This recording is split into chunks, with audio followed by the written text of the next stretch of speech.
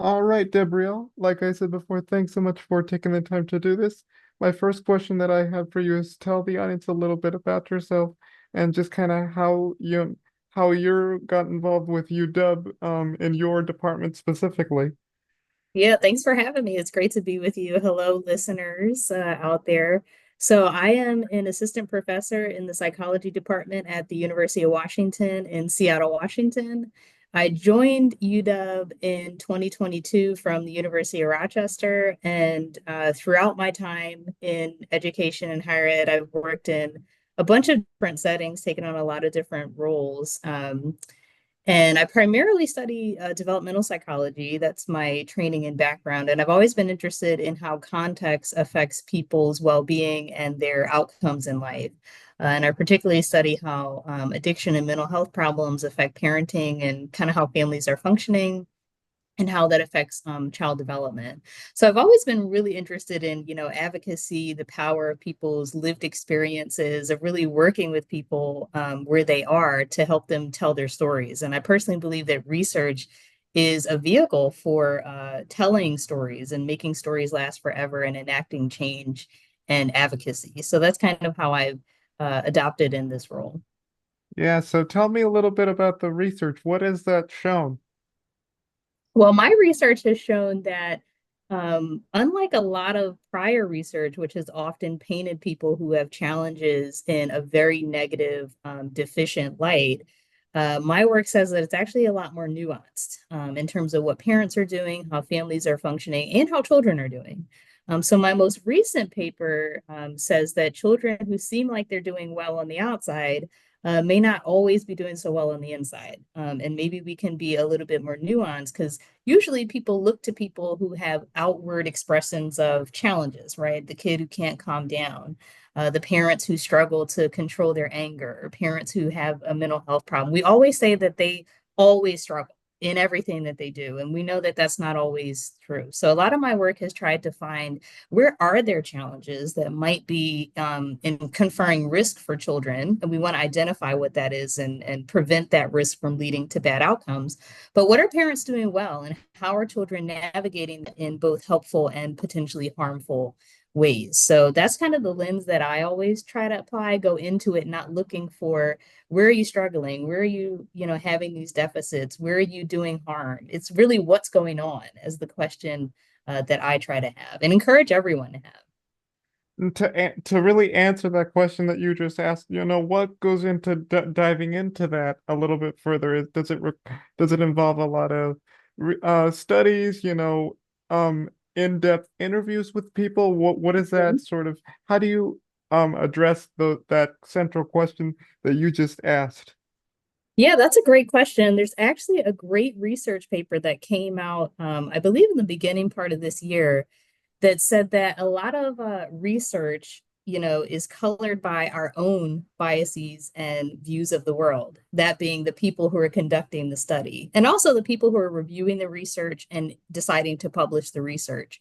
So they said, if you go into these studies working with populations, perhaps whose voices haven't been, published, and you only look for deficits, you're only going to find deficits. So they kind of brought up this point of we need to address biases that we might have in how we're designing a study or how we're carrying out a study, and giving people more agency in telling their stories. So a lot of it is starting to shift towards what researchers are doing or are not doing to actually do that. And a lot of my work, I observe what parents are doing. Because when you're doing studies, you can ask someone, do you think that kids' emotions are important?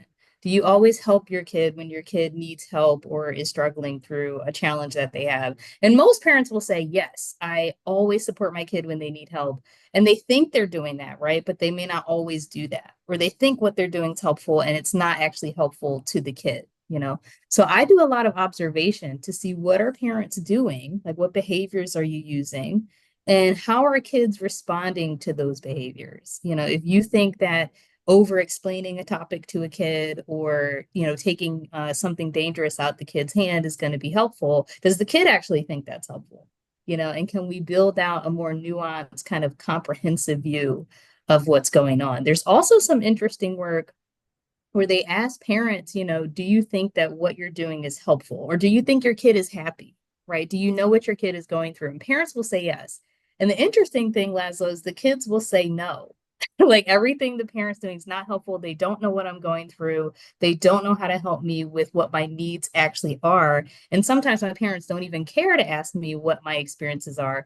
And that discrepancy, a lot of people have studied that discrepancy. And what happens a lot of the time is the researcher will kind of throw out or minimize what the kid is saying and prioritize what the parent is saying.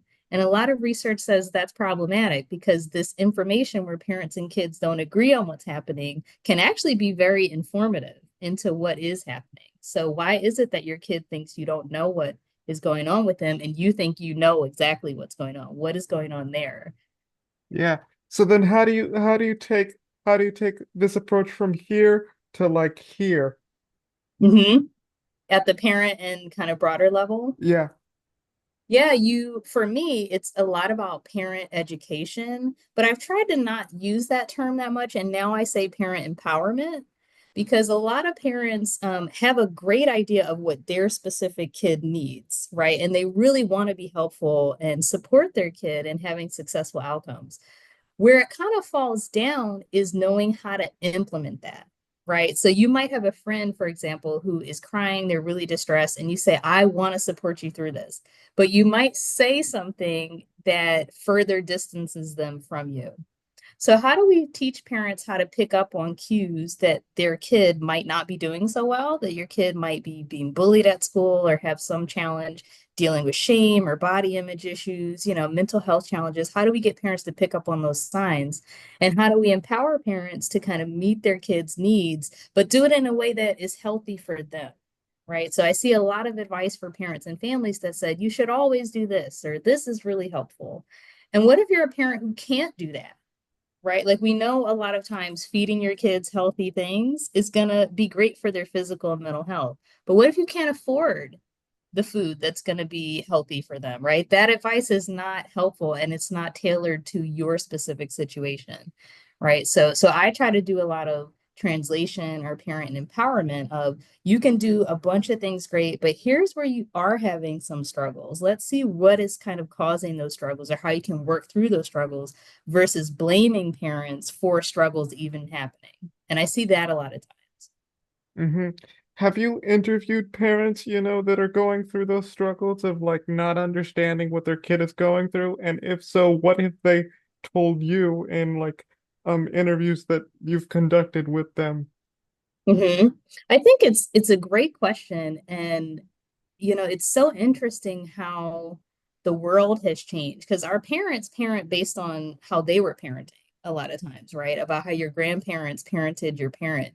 But the thing now is that the world is so different. And kids nowadays are experiencing a lot of different things, even at earlier ages, right? Like you have kids who are 5 years old who have like TikTok accounts, and that wasn't a thing when like our parents were growing up, right? So parents a lot of times are struggling even just with what we call information management, which is knowing what is my kid doing. I see that they're on the phone. I don't know what they're watching on YouTube.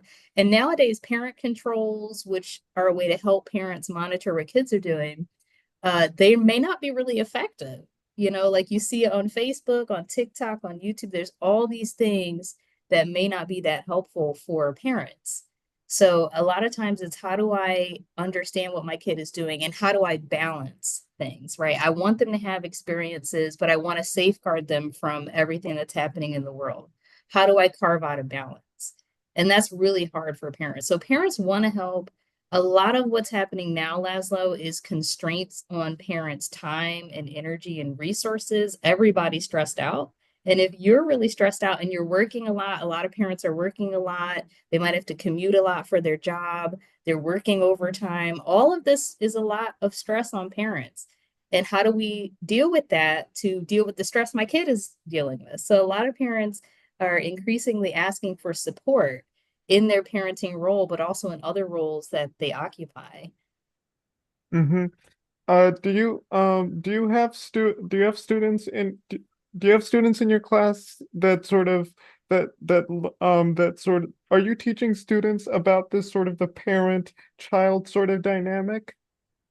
Yeah, exactly. I teach a class here at the University of Washington called The Psychology of Parenting. And most of the students who take the class have taken developmental psychology, like Introduction to Developmental Psychology at the introductory level. So they've come in knowing like how kids develop over time from being a baby to being an adolescent. What my class does is flip all of that and say, what does that mean for parents who are helping kids kind of go through these different points in their life? So, how you parent and support a kid in infancy looks very different than how you support a adolescent, right? So, how do parents navigate these shifts? Where is there stability in what parents are doing, right? Like parents always love their kids, right? But if you're 20 years old, you don't want your parent showing up at your job, giving you a kiss and pinching your cheeks and doing all that, right? You don't want that.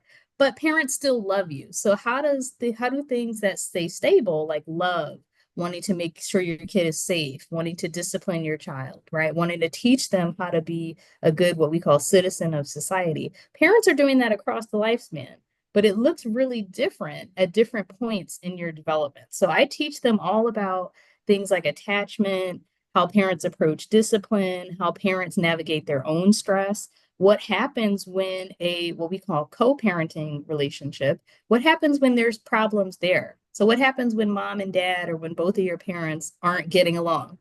Right? The Mm-hmm. need to support your kid is still there. It's just now there's all this stress and conflict among the parents. So how do parents work to make sure that that conflict doesn't boil over or spill over to affect the kid? Yeah, So we because talk a lot about that. Yeah. yeah, because oftentimes I remember I was taking a communication class and we had a guest lecture, and she Mm-hmm. talked about families and how they're sort of structured.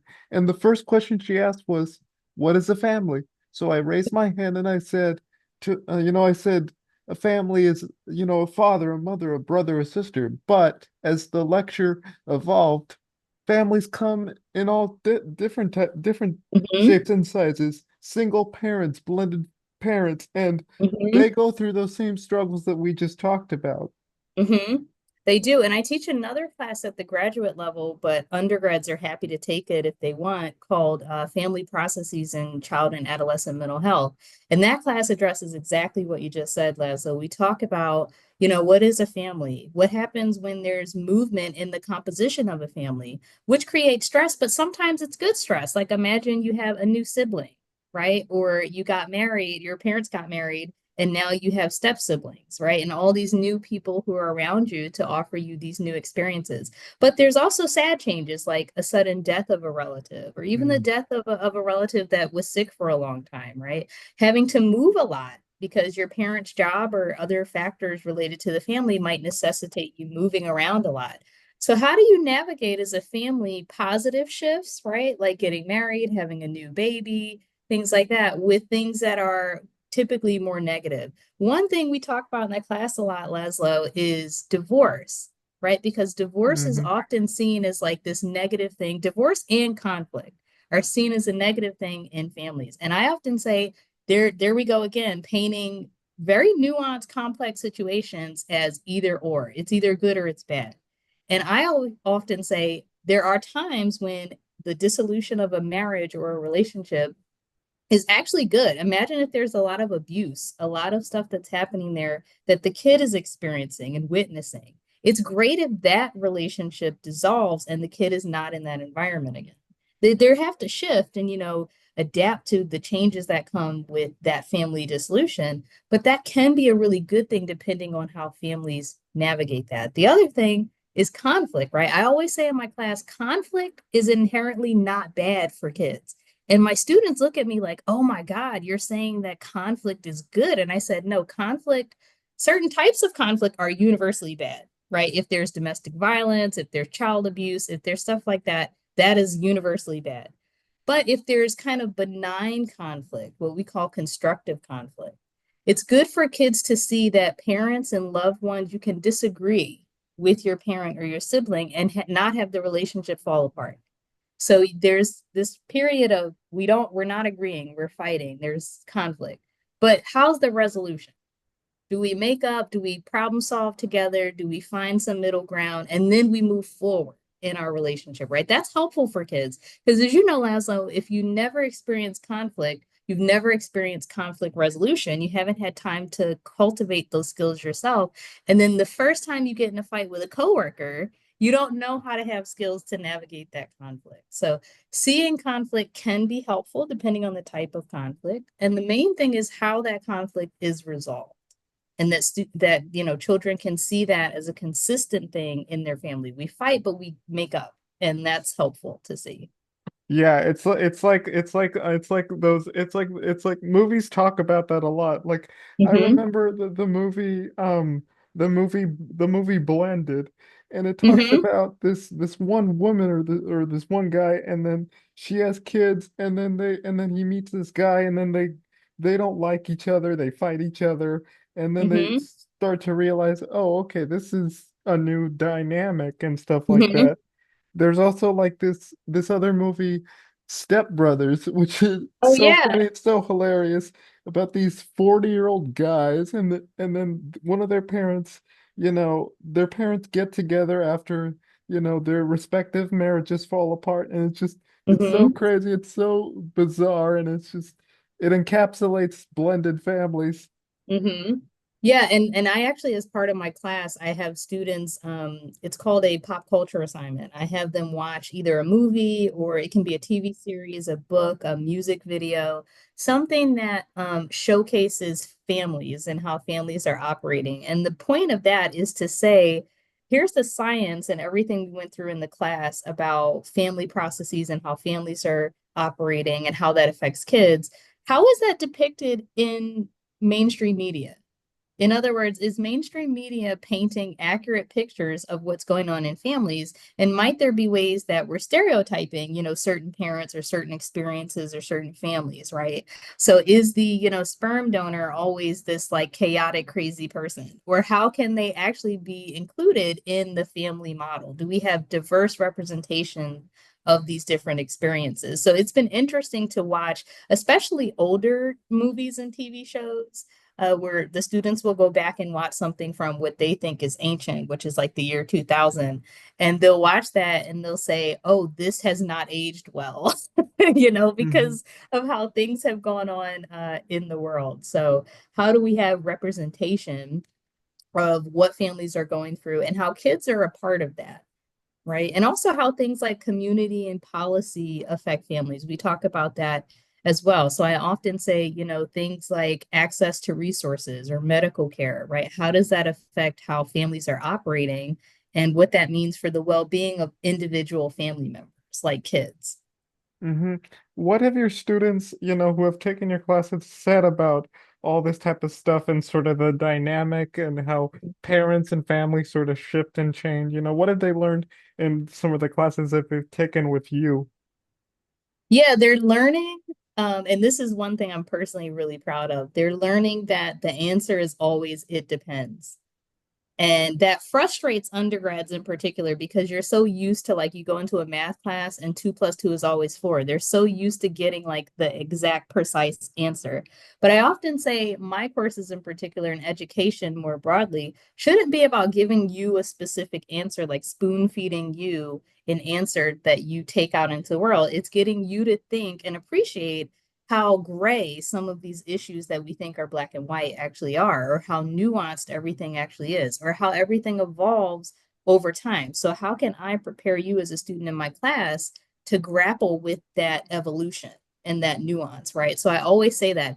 And they get so frustrated, Laszlo. And I said, this is frustrating because you're learning the reality of these topics. So, for example, people will say, tell me right now if spanking is bad. And I said, it depends. And they just get so frustrated. I said, let's talk about why you think spanking is bad or where you think the goal to spank comes from, right? Because there's a whole literature, on that. So I said we could talk about these nuances. But the other thing my students have learned is how to apply a lot of what they're learning in terms of the nuances to their own career field. So I've had students take my class who want to be school psychologists, right? Who are kind of working with parents, working with educators, who might be testing kids for certain disabilities, how do I take this family level lens to the work that I'm doing, right? You have people who want to be social workers, people who want to be family therapists or child therapists. So, how do you apply the knowledge you're learning to these different settings and fields that you'll be working in? So, that's a lot of what we kind of talk about and emphasize in our class. Mm-hmm. My next question is, what have you learned in doing this type of work in the academia setting? You know? Mhm. Yeah, I think one thing I've learned is that advocacy and justice are very hard to implement and that everything is so slow. So I'm one of those people who see something and I'm like, this is disproportionately affecting these groups of people. And that's wrong. I don't believe in that. Why do we have this policy? Let's fix it. And someone will say, well, this policy's been here for 200 years. We can't just replace it with something. And it seems to be this defense of the status quo, even in light of drastic changes that need to be made. So I've seen that be a problem. Where does advocacy fit? Because I personally think that, we're a public university and our parents and children are coming and being a part of our studies, right? I'm training students to go out into the world and work. I feel like the research isn't mine to own. It's really not. So how can I disseminate this in a way that has an impact? And sadly, academia doesn't really recognize all those other ways, like the podcast now, right? That won't play a role in my tenure and promotion. Like according to the university, it's just like not a waste of time, but it's not anything that's advancing my career. Whereas I look at it as a very important public service, to translate a lot of what I'm doing, empower others, reach out to people, and that should be what we do. So I find a lot of times the spaces we're working in feel a little disconnected from the world around it. And I've been so interested in how we can reconcile that more and have more of an impact. Mm-hmm. What sorts of things are you planning to learn in terms of something new? Are you planning to take things out from the academia world into like the public sector or the private sector? Because you mentioned that the academia doesn't really sort of accommodate or just Mhm. has its own views for how they like to view things. Correct me if I'm wrong, but Yeah, yeah, no, that's totally right. And I've been curious, and thankfully, there's a lot of like the newer faculty members who are starting to get tenure track jobs and work in academia are starting to utilize these more dynamic spaces where they can reach more diverse audiences. And that doesn't mean we, disconnect or throw out the systems that we are actively a part of. So I'll still have to publish research. I still love doing research and publishing that in academic journals and kind of contributing to the larger scientific literature. I just don't believe that's where my work should stay. I think it should move out of that. So a lot of what I've done throughout my whole career is translate that in a bunch of different domains. So the very first academic paper that I ever wrote, I did a media interview on that paper to basically say, how can I boil this very like academic-y study into a way that people who aren't trained scientists can understand and then use that information in some way. So that was published in, the local media settings. And I'll never forget a woman contacted me and said, I'm having the experience of the parents that you studied, and I feel represented and seen and heard by the work that you're doing. And she thanked me for the work that I was doing. And I don't know that that interaction would have happened had I not done that news interview. And for other studies that I've done, I've tried to at least write like a bulletin or something that I can put out. I publish everything kind of on my website. I'm active in social media, so Twitter or X, if you want to call it that. Facebook, I did a webinar last week to a group of kind of diverse audience on some of my research. So I think a lot of those things are available to us now, whereas they weren't before. So how can we tap into that and use all these different channels to communicate the work that we're doing? So I'm very interested and passionate about increasing access to the science that you all pay for or that affects your outcomes. hmm. My last question to kind of wrap this up is, what can people take away from just, like this whole family sort of dynamic that we just talked about in full today? So like what what can, people trying to study this kind of work, what can they sort of do to prepare to I guess learn family dynamics and that kind of stuff, and how really to, like you said, to not just train the kid, but also train the parents for how they should go about their parenting style. So if you could talk a little bit about that. Yeah, that's a great question. One thing I would encourage everyone to do is to, number one, recognize your questions and your curiosity about the topic as valid. Because one of the things that happened to me, Laszlo, was I was interacting with the world and I was witnessing things that were informing my questions and how I thought about families and children as parts of families. And I didn't see that perspective like published anywhere, and I didn't see it validated by professors or other people I was working with. And by the time I got to a certain point in my career, as I was applying for PhD programs, I finally was told, you have a lot to bring to this conversation. And I wish that that had been told to me earlier, because that would have maybe shaped my trajectory in a different way.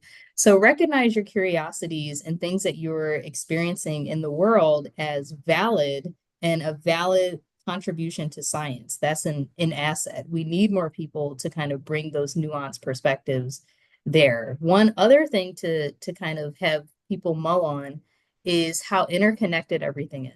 I used to have this naive view that parents and kids like existed in a bubble, or everything could just be boiled down to what's happening in this household. Whereas now we know that things that are happening across the state or in the federal government or around the world are affecting how parents are doing, how kids are doing, what their communities look like, what their resources look like, and just the day to day. And I think before, people didn't necessarily make all those connections. So, for example, a lot of people in the child trauma space would say that trauma is, experiencing abuse or somebody died or, something that's objectively traumatizing. But a lot of people wouldn't say like experiencing racism is a trauma. Whereas now we're starting to have those conversations around expanding what is trauma, what makes something traumatizing, right? How do we actually see that? And I think now a lot of people are trying to connect that to what's happening at different levels of society. So think about the interconnectedness of things. And the other thing is think about the power and advocacy of your own voice. So I don't look at myself as like the stamp of approval on what the work should be. I really look at, these are 100 participants, not just 100 data points in a spreadsheet, and I'm the steward of those voices. So I'm very intentional about how I approach the work that I do. What are my participants telling me about their experiences? And now I have the responsibility to put that out there and do something with it. So changing kind of how we think about the role of science, how we think about our own role in kind of changing things that we have the power to change. All right. Good point. All righty.